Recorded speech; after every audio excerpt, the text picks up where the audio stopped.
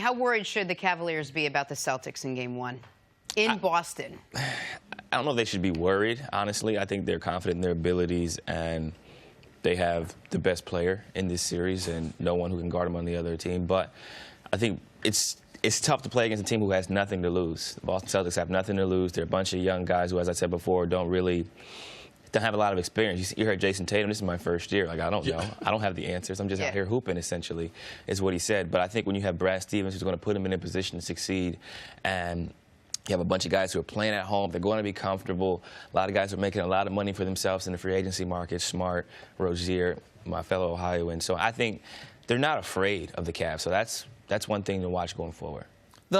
When you mentioned not afraid of the Cavs and Brad Stevens' edge to it, I do think one edge that the Celtics have, and I think Ty Lue's a good coach. I think Ty Lue gets a bad rap, but I think they have the coaching edge in Boston. And I think what Brad Stevens is going to be able to do with the time between the series is look at the things Indiana did against the players not named LeBron and see if they can duplicate that. Because the reason Indiana went 7 and Toronto went 4 was not about LeBron. LeBron averaged almost identical stat lines, points, rebounds, assists, shooting percentage in both series. The difference was his supporting cast was outstanding in round 2 and was almost non-existent in round 1. Is that something what Indiana did to those guys duplicable in your opinion, or was that just guys missing shots they typically make? I think it was a combination of both things. Supporting cast, they had similar looks in both games. JR hit tougher shots. You could argue he hit tougher shots in the series, in the previous series. Whereas in the first series, Kevin Love was missing layups. His rhythm was a little off. He wasn't as comfortable. No inside presence. No, not a real presence. And then they started force-feeding him. He got comfortable. He started hitting tough shots. He started being the aggressor on the offensive end. I think, as you said before, the Cavs will go as far as the role players go. However, LeBron's good enough to get past this Celtics team without Kyrie. Now, if they had Kyrie, they would be worried. Yeah, I think that's one of the things about the series that I'm not going to talk about too much, but Kyrie Irving, if he was on the court. LeBron doesn't have that to worry about. I don't think they have the bodies, and I don't think you can duplicate what happened in the Pacers series. They had wide open looks. Guys couldn't make no buckets. They couldn't make no shots. Now, they did come up with some different sets in the second series against Toronto that was very, very effective, but LeBron, you can't double team him. I think this all boils down to this. How well do the Celtics shoot the ball and shoot it behind the three-point line?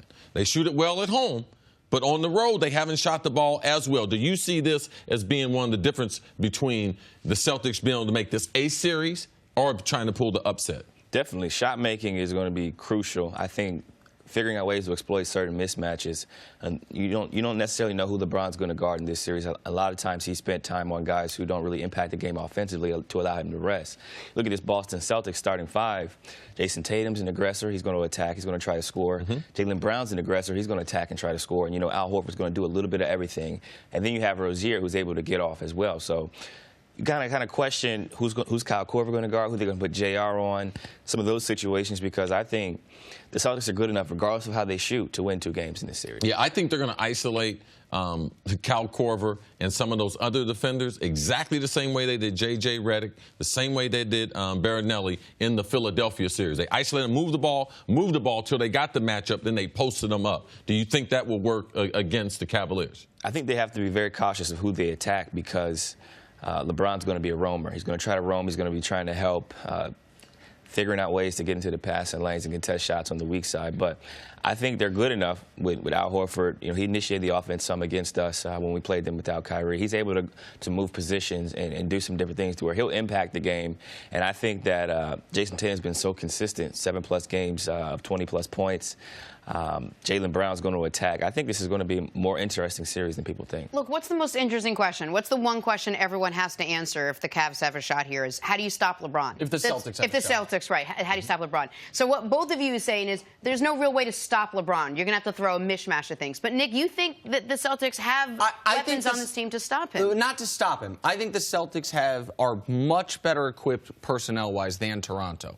I think that they can throw various bodies at him. I think Marc Marcus Morris is a body he's going to have to deal with, similar to Thaddeus Young in the Indiana series. If I want to keep using comparisons, I think Marcus Smart is a rich man's Lance Stevenson. I think he can do a lot of the same things Lance does, but just at a higher level. Height and weight, though. Height and weight against LeBron. Marcus Smart cannot guard. He's not as tall, but I think Marcus Smart probably weighs the same as Lance. Marcus Smart is a big body. Like, he's not as tall. Go ahead, CJ. I get what you're saying. Marcus Smart's a very good defender. He's versatile, but he's closer to my height. Lance Stevenson is closer to LeBron, closer to Ben Simmons' height. He's in that 6'6" to 6'9" range, to where it's different. It's like when Kevin Durant's being guarded by a 6'6" guy versus when Kevin Durant's being guarded by a 6'3" guy. It's completely different. The other point you make about LeBron, who he's going to guard, in the regular season, they put LeBron on Jaylen Brown more than they put him on almost every other player combined, and he totally erased Jaylen Brown offensively. Jaylen Brown in their matchups was shooting 20% on 89 possessions. On 89 possessions guarded by LeBron, he only made 5 baskets. I don't think that's what they want to do. I think you're right. They want to put LeBron on the other team's worst offensive player so he can kind of play rover to a degree.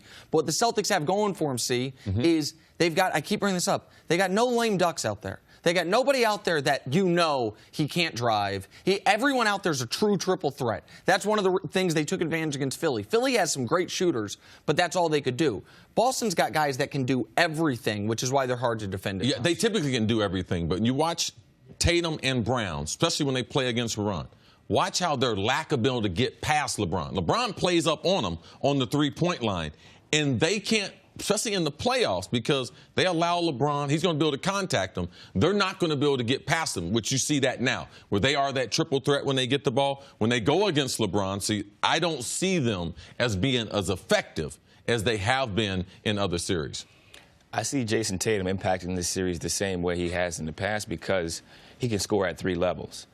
I think that when you can score at 3 levels, it translates regardless of who's guarding you. He can knock down the 3 at a high clip. He can create space for the mid-range, and he can finish around the basket. So I don't think it's going to matter if Bron's guarding him or if I don't know who else is out there that can potentially guard him. I think they're all going to play their games, but I think Jason Tatum's game translates to any series, any situation because he's so smooth. I think Jaylen Brown's more 3 and layup. Right? So he's either shooting a 3 or he's trying to get to the cup. He doesn't pull up as much. He doesn't have that in-between game, or at least he doesn't show it. He may have it. He doesn't show it as much. So I think that's the difference in those two guys. I'm going to ask you a question that leads me to something. Is there a guy in the league that is not necessarily regarded as a great defender or a great player that for some reason or another gives you trouble? A guy that particularly for some reason just is, you see him on the stairs like, damn, this guy. Is there a guy like that? I don't feel like anybody gives me trouble. I knew he was going to say that. Personally, Okay. I think there's some really good defenders in the NBA, but my mentality is to attack and be aggressive. When I miss shots, I think it's because I missed. I don't think it's because somebody played good. The reason I ask that, and I respect the answer, is Al Horford just gave it to Joel Embiid. But for some reason or another, Tristan Thompson gives Al Horford tremendous trouble. You look at every regular season, postseason, whether it was when Horford was with the Hawks or now that he's here with Boston, Tristan Thompson has been problematic for Al Horford throughout it. You wouldn't think so. Embiid's obviously a better defender than Al Horford. He's a better player than, Embiid's obviously a better defender than Tristan. But that's just one of those odd matchups where the Celtics need Horford to be awesome. And he has struggled tremendously against Tristan Thompson for some reason or another. Now, I don't think Tristan will start. Kevin Love will start at center. But when he comes in, that's a matchup to watch for in my eyes. Yeah, I think it's something you should definitely watch for, but the only problem with that is that he's not starting the game. So by the time he comes in this series, Al Horford may already be in the rhythm. And as we've seen in this league, once a guy gets in the rhythm, it doesn't matter who you put on him. But I think Tristan Thompson's length, his energy, obviously he impacted the last couple series with the way he rebounds, sets screens, and can finish around the basket with both hands. So I think he'll definitely impact the series, but it may be too late when he comes into the game. A few seconds left. Who's going to win this series? I think the Cavs win in 6. Wrong. The answer is the Celtics, but that's okay. Thanks for watching. Subscribe here to get the latest from the show. Also, be sure to check out more of the best clips from First Things First, or go watch a few segments from our other shows on FS1.